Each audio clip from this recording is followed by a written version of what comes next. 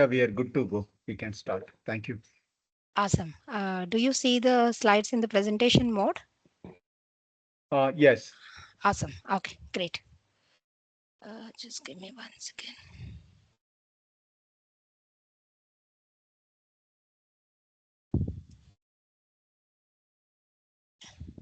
Hi, everyone. I think once again, welcome to the India Cloud Summit 2025. Today, we are here to present a session about securing your SQL database in Fabric. Uh, Myself, I'm Shravani. I work as a senior product manager with Microsoft for SQL security products. Majorly, I'm the owner for SQL auditing feature. Along with that, I also look into some of the authentication related features for SQL managed instance.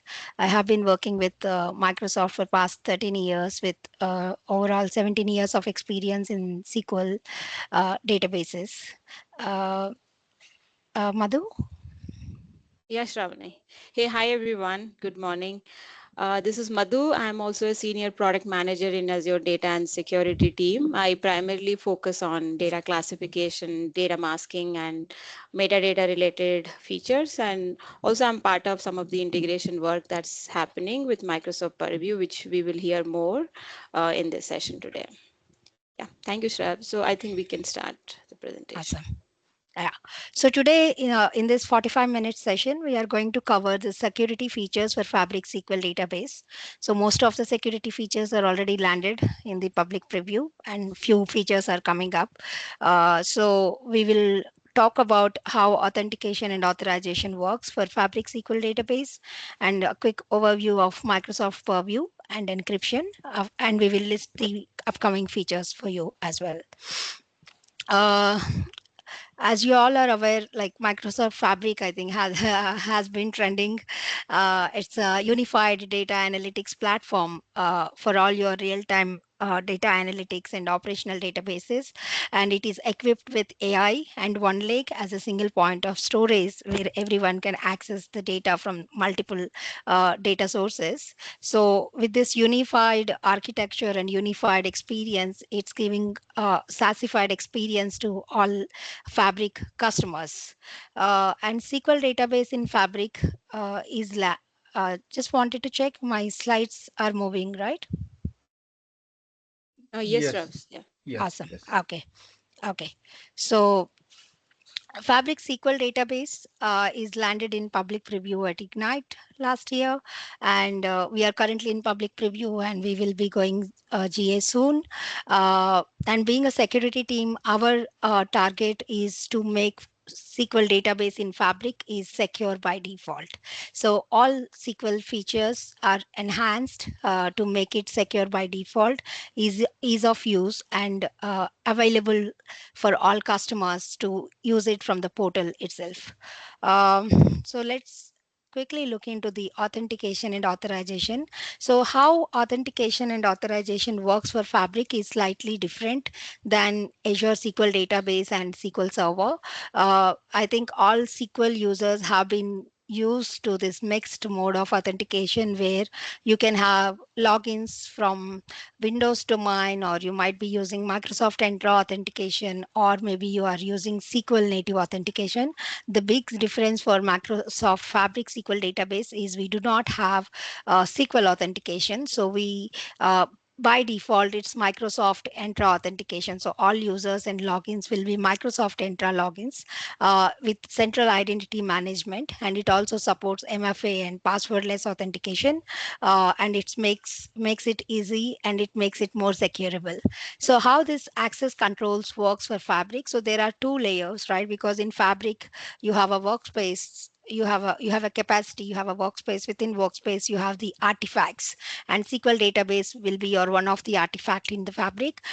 So there are two levels of access controls for Fabric. So one is at the Microsoft Fabric access controls, any permissions that you assign at the workspace level. Then you also have something called a native SQL access controls. So it's very important for you to understand how these permissions flow from the workspace to the artifact level, that is manage the database level, and also how can you manage this more granular permissions inside SQL using native SQL access controls. Um, so if you look at this, it's very easy. There is a seamless integration with the Fabric Workspace roles. There are 4 roles at the Fabric Workspace level, like you have admin, members, contributors, and viewers. And when it comes to Fabric, so there are 3 permissions model. One at the workspace level, which is the superset of everything. So you grant permissions at the workspace level using these workspace roles, admin, member, contributor, and viewers. And these permissions will flow to the items. When I say items, items are nothing but the artifacts. So the items could be a SQL database, or it could be a Cosmos DB, or it could be a data warehouse, or it could be a OneLake, right? So there are item level permissions. When it comes to item level permissions, we have different permissions available, like read data, write, read all, subscribe OneLake events, and reshare. So these are the different set of permissions that are available at the items level. And each permission is mapped to different set of permissions, right? For example, if I say read permission, it means you can read the database properties in the Microsoft Fabric portal by connecting to the database. You can basically do any kind of read operations, right? Read data means reading all data in the database using tsql. So if any user has read data permission at the database level, you can read the data using select queries inside SQL database.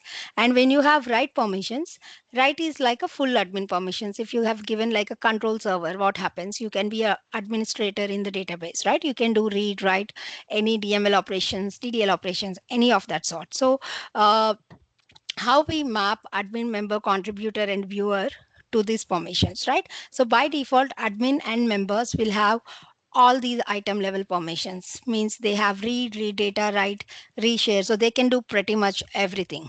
And then contributor role, except reshare, they cannot share the permissions to other users, except that they can have pretty much all other item level permissions.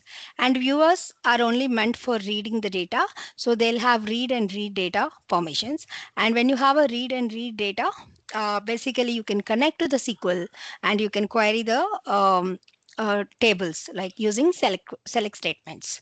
So if you see here, this is how you can look at your manage access at the workspace level, and you can see the roles listed here. So let's quickly look at the demo for the workspace roles and item permissions. Um, yeah, so here if you see, I have one database, uh, sales DB in my workspace. Just give me 1 second here. These are not playing. Just give me 1 second.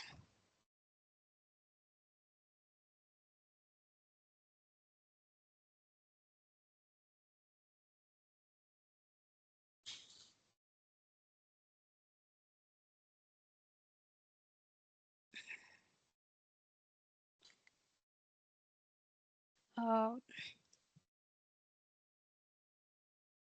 just taking a few seconds to load.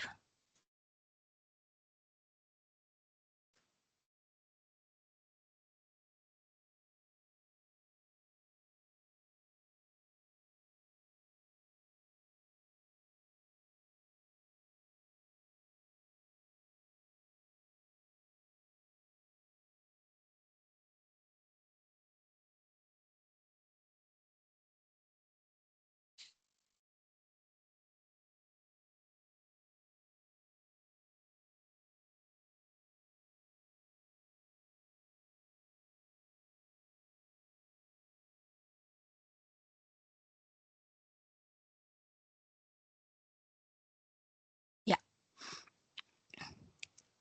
So yeah, you can see that in this workspace, I have one artifact, which is sales DB. So this is my SQL database. And whenever you create a SQL database in Fabric, you can also see that there is a SQL analytics endpoint that gets created, which you can use for your read-only workloads.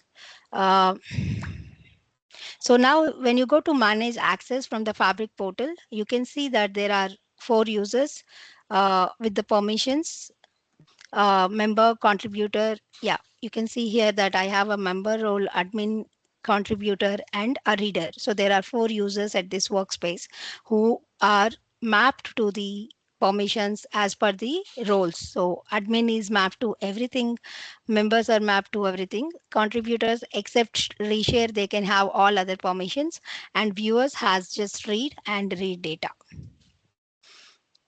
So now, if you see, I connected as the admin who is George and who has the admin permissions.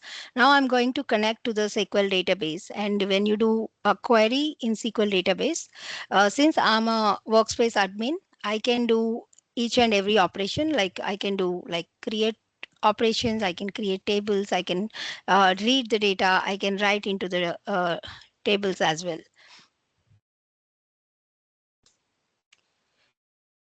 So you can see that I'm able to query the data using all types of commands. And you can also, what you can do is you can connect to the other sources like SQL SSMS, other tools like SQL SSMS using the connection string.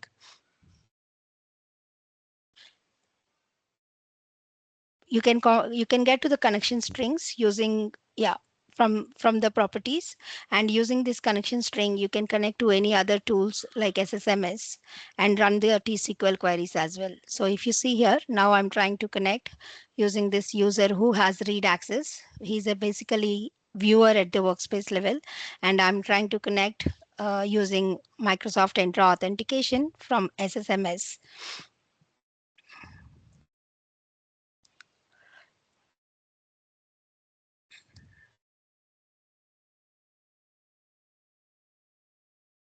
For some reason it's getting hung. Yeah. So now you can see that I connected to the SSMS and I'm trying to run the queries against my database.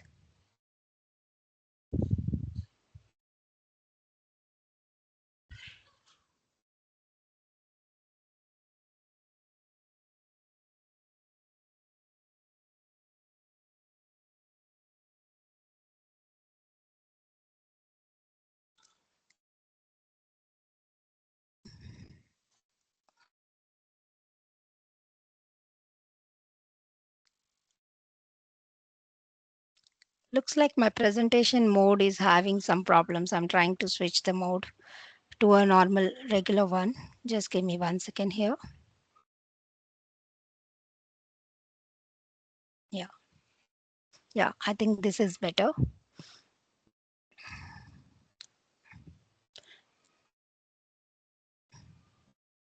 So here you can see that I can go to manage permissions and you can see how the workspace level roles are mapped to the item level permissions with all four roles here: member, admin, contributor, and viewers. So here you can see that George is the tenant admin.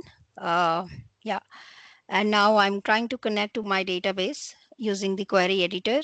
And you can see that I can execute all the queries because I'm an admin at the workspace level.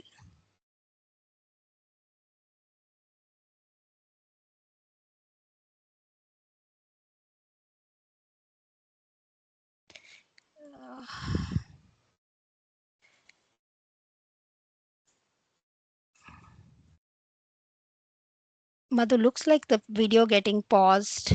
The demo is getting paused. Can you Shall see? I share? Yeah. Can you see if it's moving? I'm not Um, sure. Yeah. no, it is getting stuck, I think. Yeah. Yeah. At this slide, it's getting stuck. Yeah. Can you try sharing? Yes, yeah. And let me know the slide number. Yeah.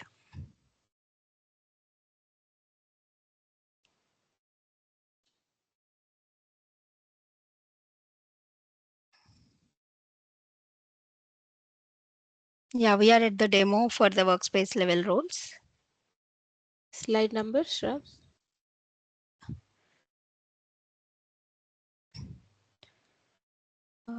It is at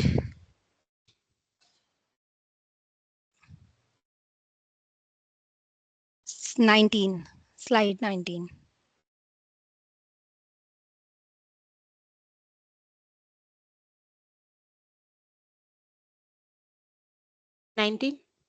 Yes, 19. Sorry, it's 15. Yeah.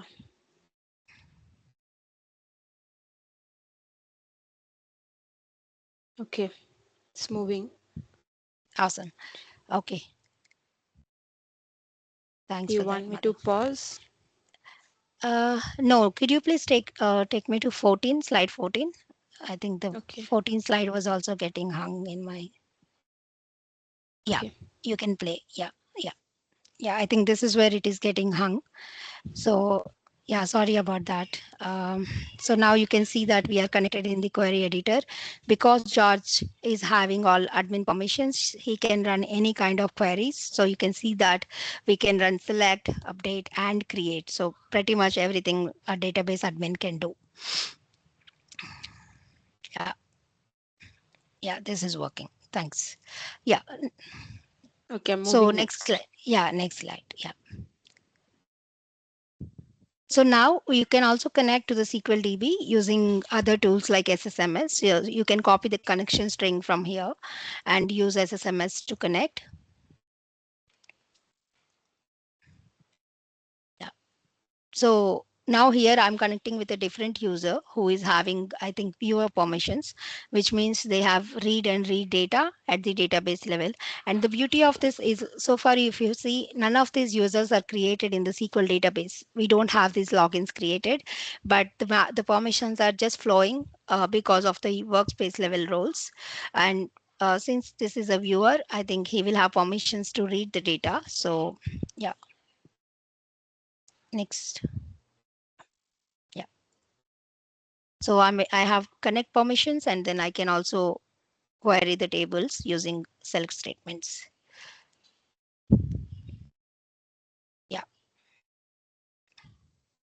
So this won't work because since he is a viewer, he has only read data permissions. So he can only run select statements inside the database. So this is how the workspace roles can flow to the database level. So you can see how easy it's to manage the workspace level roles. So whoever, any user who has permissions at the workspace, they can easily connect to the database using their access, and they can connect. They can do any kind of queries like read, write, operations. Yeah. Next slide. So this is how you manage at the workspace level. Now let's talk about the SQL native access controls. So let us say you want to control the access inside the database with more granular permissions, the way we create roles like a database roles and then grant permissions to those roles. Like you want to restrict the permissions to a specific user, to a specific schema, or a specific table, that can be achieved using the SQL native access controls. So that is where you should come to this place. So for example, you can provide permissions like control, alter, select, grant permissions at a layers like objects level or at the schema level.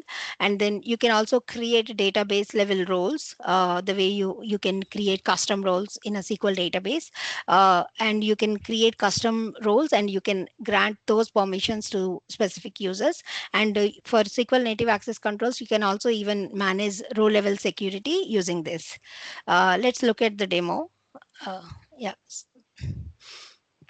So how do you manage this SQL roles is basically there are two options. One is there is a user experience that is provided in the Microsoft Fabric portal itself. So you can directly go to the portal. You can create these custom roles and manage the permissions from the portal itself. Or you can also use your T-SQL commands like create, grant, revoke, deny to grant these permissions. So let's look at the demo to see how these permissions work. So we will be using the SQL security UI to manage the permissions from the portal itself. Yeah.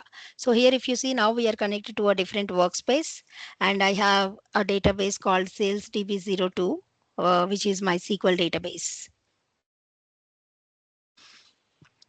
So when you, yeah, so this is the place where you can see manage access. So when you go to the, you can see that this is the workspace level role, which is mapped because this guy is a admin. There is only one role right now who is an admin and he has all the permissions, right? So now let's connect.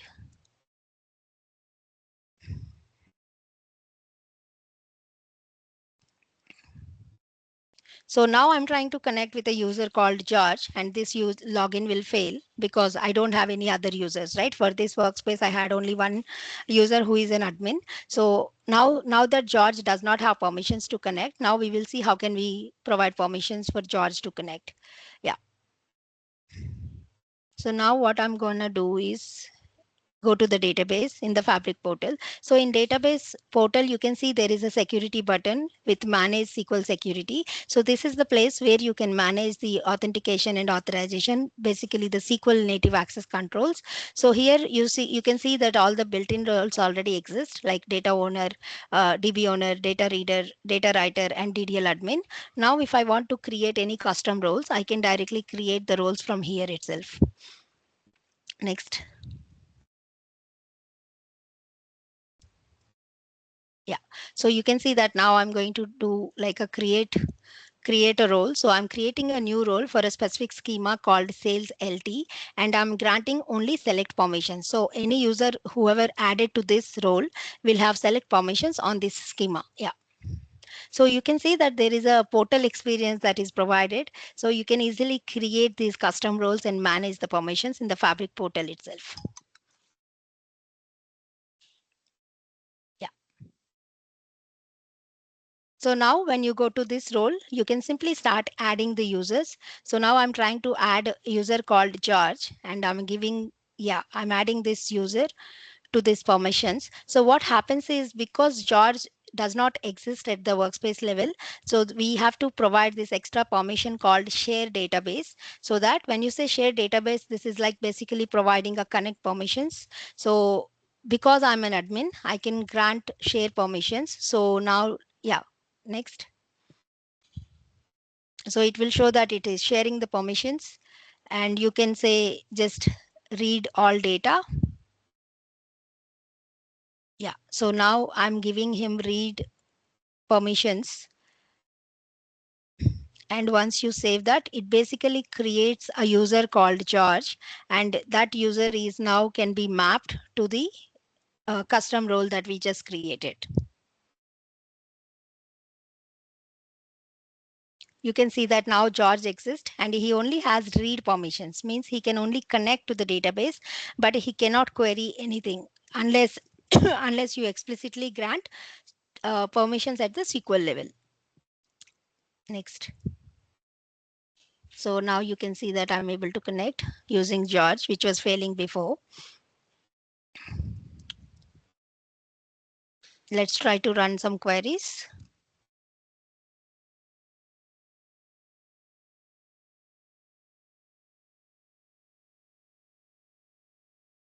Yeah, he is able to read the data.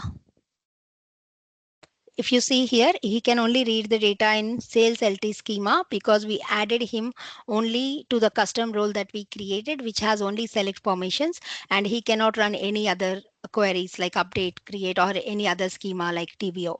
So this is how you will manage the permissions inside the SQL. Yeah, next.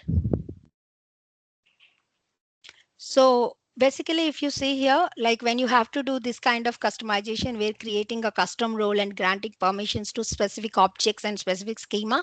That is when you should use ideally the SQL level access controls. Otherwise, you can always just use the workspace level, which will have like a read all, and you can read all tables, or you can write into all tables. Just give them, like if you give them a contributor access, it means he can become like a SQL admin and they can do any queries in the database, or you can just give read permissions to allow them to connect to the SQL database, and then any other permissions that you want to grant, you can do it at the SQL level by using custom roles, or you can even use like a T-SQL statements. Yeah.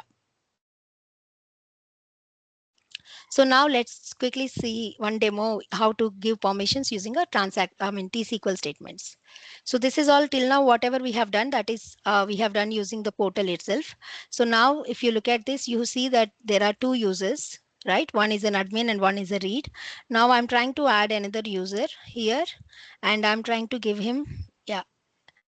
So when I create this user, you can see that I only have read permissions at the workspace level, which means I can only connect to the database. Now let us say I want to grant permissions to this specific user using T-SQL. So you can simply connect to the database as an admin. So using John, once you connect, you can either just run queries like grant select, grant insert. Insert they cannot do because he is a read-only user. So you can only grant permissions on like select. Or here what I'm doing is I'm trying to create a user like a role, again another custom role, a data reader role on a specific table here, like for example sales lt dot customer, and I'm going to grant permissions to this role. So yeah, let's create the role. No, I think it skipped the I'll, demo. Yeah. let me go back.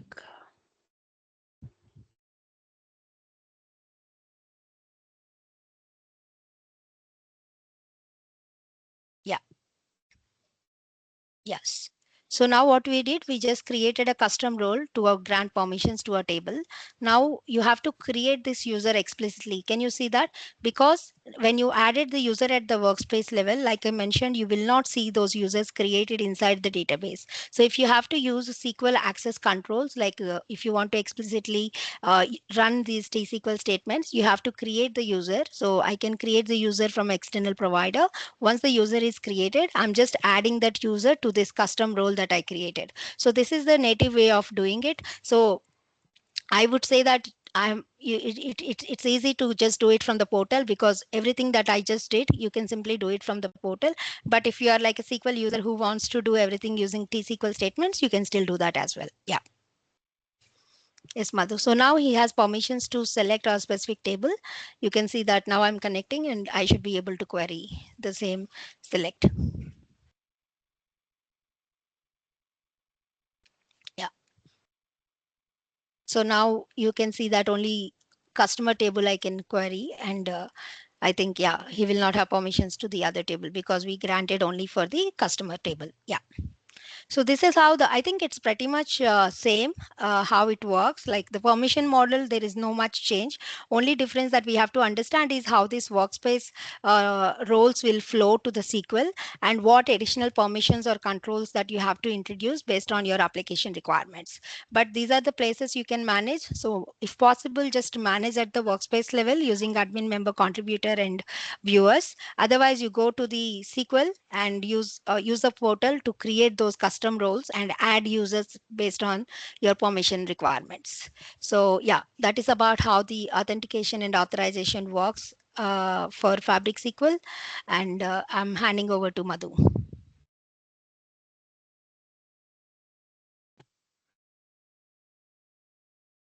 Hey, hi everyone again. So let's go back to the slides. Okay, so let's talk about the central governance with Microsoft Purview for Fabric SQL database. So Microsoft Purview is a portfolio of products from Microsoft side, which spans across data governance, risk, and compliance. And we'll see how we can leverage the security capabilities of Microsoft Purview in Fabric SQL database today. Okay, so I think most of us would agree that in the current era of AI, it's far more important and critical to have a single centralized data governance platform through which you can govern, manage, and protect your entire data estate. And I think most of the organizations have seen a massive increase in digital footprint in last several years, and data is no more bounded to your on-prem environment. It can be in the on-prem environment, it could be in a single cloud platform, or it could be in multiple cloud platforms. It gets shared with the different vendors, partners, customers. So it's and most of these organizations also have started using different data governance solutions, but for different needs and for different parts of the data estate, instead of having a single platform to govern the entire data estate. So what happens when you have multiple data governance solutions is integrating those solutions are complex. It can leave a blind spot or gaps and can have a risk of exposing sensitive data because of that. So Microsoft's goal is to provide a single data governance platform through which you can have a bird's eye view of your entire data estate. You should be able to create security related policies in one place so that you can manage it easily, and you can also audit any changes to those policies and stuff. And as I mentioned, Microsoft Purview has different products within it, just not data governance. It has risk and compliance solutions as well. So in the context of today's session for Fabric SQL database, we'll be looking at two capabilities which have been light up in SQL database or Fabric SQL database. So the first one, as you can see on the screen, it's about labeling a SQL database or Fabric SQL database item in the workspace. Second is you can create protection policies. These are actually access control policies that you can define in Microsoft Purview portal in a single place. And when I say labeling, the SQL database is adding sensitivity tag or label to your Fabric SQL database item. And I think some of you or many of you would have seen that in Office world, you can use sensitivity label to tag your Office documents or Outlook emails. And it is a similar capability that we are talking about when we say labeling the SQL database item in Fabric. So, okay, so before I jump into the demo, as I mentioned, this Microsoft Purview solution is pretty popular in Office 365 world. Most of the organizations use Microsoft Purview labeling and other capabilities. And the very simple or common use case is, labeling your docs, as I mentioned, your emails. And even if someone, gets your document, which has been labeled appropriately, and the file or doc goes out of your organization, but the simple labeling of that particular doc can save you from exposing those data to unauthorized users. So now let's see Microsoft Purview portal. As I mentioned, there are different solutions within Microsoft Purview, but when we talk about labeling and creating access control policies, these are mainly related to information protection solution within Microsoft Purview. But then you have data map, data catalog, data DLP, which is data loss prevention, risk management. So these are different solution cards. If you have access to Purview portal, you could go through this. So let's now focus on information protection because all our demos are based on that. Okay, so once you go to the information protection application or solution card in the Microsoft Purview portal. So there is something in the left, sensitivity labels. So sensitivity labels are nothing but, you define confidential, highly confidential, public, general. So these are the labels that you could create or whatever is suitable for your organization. So mainly Purview admins, Purview administrators or enterprise administrators. So they have access to Microsoft Purview if they have the license, Office 365 license, and they can create these labels for the entire organization.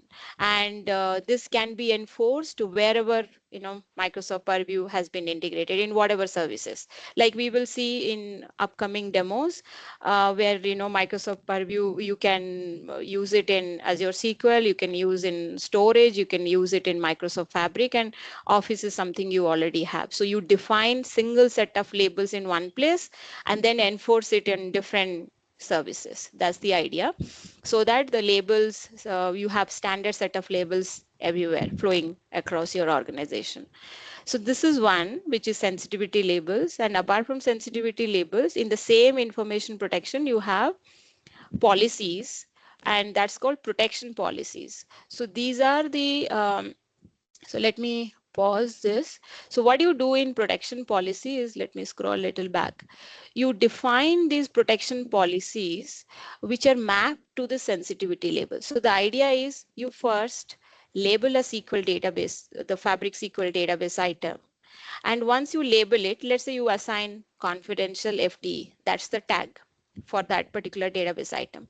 Then you define protection policy which will protect the data which has been tagged with confidential FTE sensitivity label, and we will see the definition of protection policy here. So what I'm going to do is I'm creating a new protection policy, and this is mapped to, let me go back and pause it. Okay, so this policy, the new policy that I'm creating, it is created for confidential FTE sensitivity label. Okay, so the first screen I'm defining which label it is mapped to, and then next I will define the scope where the policy will be enforced. So I'm selecting Microsoft Fabric as a data source here, and as you can see, there are other services which also have been integrated with Microsoft Purview storage and Azure SQL Server. Now, when you select Microsoft Fabric, so any asset which has been tagged with confidential FTE, the policy will be enforced. So you can see the scale, means you can achieve the scalability here because you are assigning the policy at a very high level, at Microsoft Fabric level, and any asset under that Microsoft Fabric which has been tagged with confidential FTE, the policy will be enforced. So you don't need to go to individual resource and apply the policy. Okay, let me play the demo. So next is the policy definition. So if you see here, the definition says that except for the users and groups you add below is nothing but the exception list here. This policy will prevent everyone from accessing the assets that are part of Microsoft Fabric. So basically it's a deny policy which says that deny access to this data or database which has been tagged as confidential FTE to everyone except certain users and groups. And these two checkboxes that you see here, these are the exception list. It's kind of whitelisting certain users and groups, because definitely if you stop everybody from accessing the resource or asset, it's of no use, right? So you will still have certain users or groups who should retain access, who should be able to access the particular database and data underneath, right? So you will define that, okay, these are the privileged users, even if my database has been tagged as confidential, but I trust these particular users and groups should be able to access that data. And the first exception list is allow users to retain read access. So as Shravani mentioned, like let's say you have assigned certain users some workspace level roles, and let's say contributor or admin. So by default, they have access, they can read and write the data within a database, right? So by default, they get all those permissions. So now when you define this access control policy, you are saying that, okay, I'm saying deny access to everyone except these two, whatever exception list you have defined. So as you can see in the first one, I'm saying that, yes, at least George, whom I'm whitelisting, saying that George should be able to connect to the database and read the information. So I want George to read access to that particular sensitivity labeled data, which is confidential FTE. Second exception list is I want certain users or groups to retain full control, not only read, full control means they should be able to even write information or data. They should be able to do write operation in the database. So I want them to have retain the full control based on whatever roles were assigned to them. So these are two exception lists that you define, and that completes your policy definition. And once you publish this policy, it is applied on all the assets under Microsoft Fabric. Okay, so now let's move on to the next demo.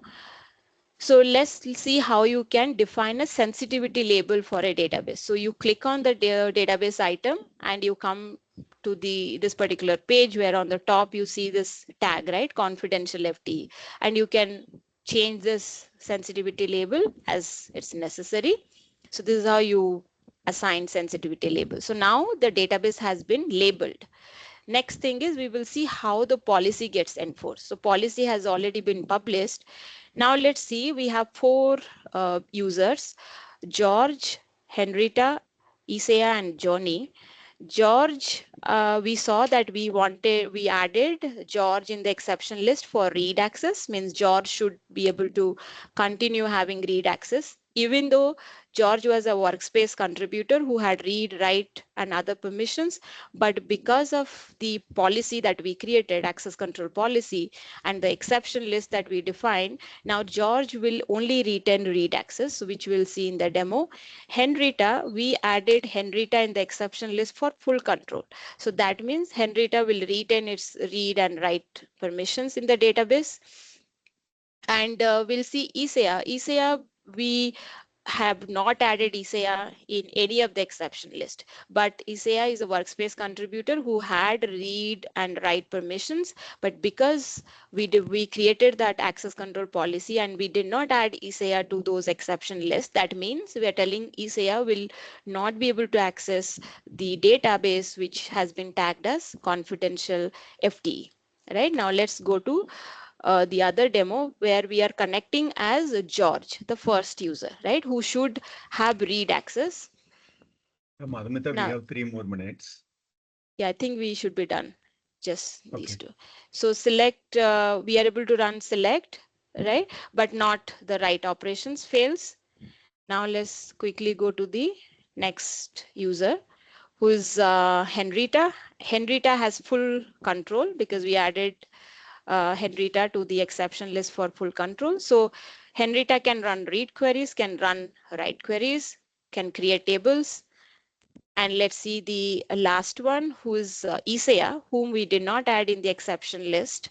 And this is why when Isaiah tries to even connect to the database, even the connect permission is gone. If I try to connect, we'll get error. Yes, connect, you cannot even connect. Okay, so that was the demo, how you can leverage Microsoft Purview capabilities in Fabric SQL database. So data encryption, by default, all data in Microsoft Fabric is, encrypted using Microsoft managed keys. For the data which is at rest, and for data which is in transit, all are encrypted using at least TLS 1.2 protocol. And these are some of the capabilities which are coming up, but I know that I think auditing and so the first one is auditing, which I think is in private preview, but Shravani can confirm, and it will also be soon available in public preview. The second one is encryption at rest with customer managed keys. So and this is at the workspace level. I think this in month of May, it also went to private preview. So if you want to try it out also, you can do it. So it's based on customer managed keys, which gives you flexibility of creating your own keys and store it in the key vault, so that you are more assured about your data being more protected rather than the Microsoft managed keys. I think, yeah, so that's all we had for today. And I know that we are on time, so I'll just take 1 or 2 minutes. If anybody has any questions, we can take it up. And thank you everyone for joining us today. Thank you, Madhumita. Thank you, Shravani. Thank you.